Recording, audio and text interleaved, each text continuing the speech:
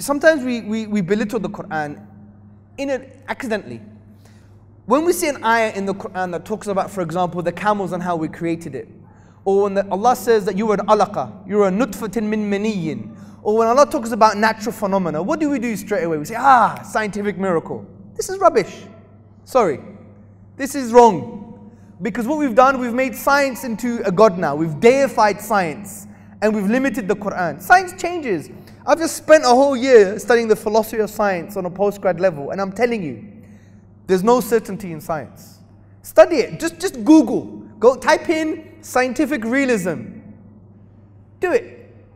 Just type it in.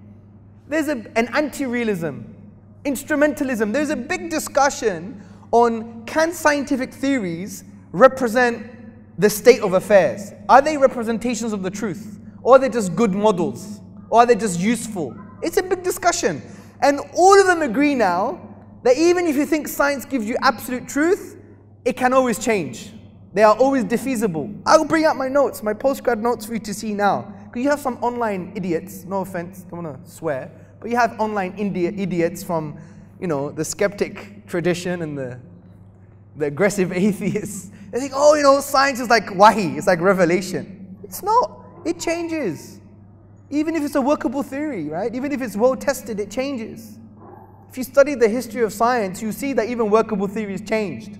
Look at the famous theory of phlogiston. In the 1700s, they had this theory called phlogiston.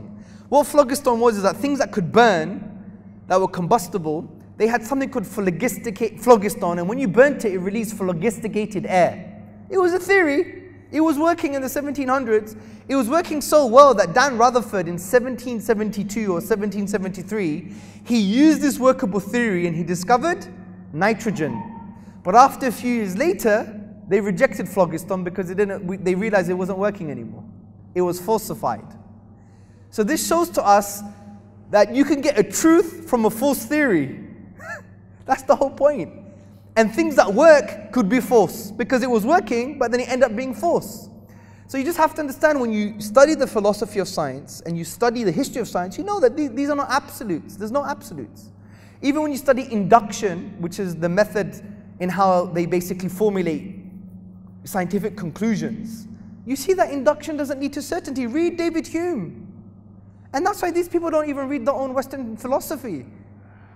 David Hume, the famous argument that you're always going to have limited observations. How can you conclude for the general? Because you may have another observation that contradicts previous conclusions. Right? And we've seen this with cosmology. They believe in the steady state theory. Now they believe in the Big Bang. Now they don't know what they believe in. There are 17 different models to explain the same data.